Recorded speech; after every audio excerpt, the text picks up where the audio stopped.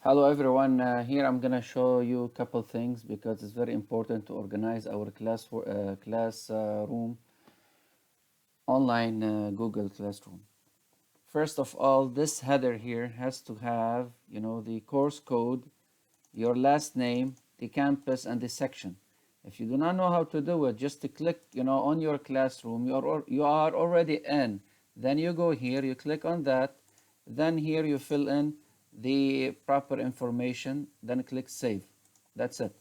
For the classwork, please make sure any important stuff like recorded lectures, recorded meeting to have a link like that. How do I do it?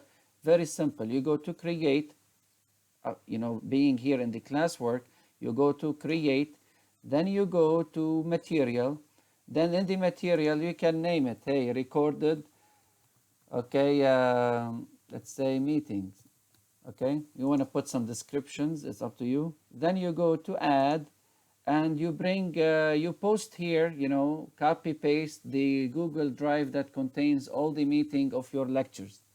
Could be on YouTube, could be local, whatever that's it. Then you put post, and that's it. You're gonna see it here. This is a draft. I don't need it. Delete.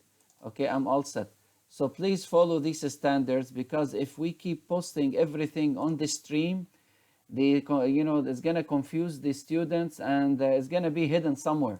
Any important item, please make sure it is here. Assignments, quizzes, lectures, meetings.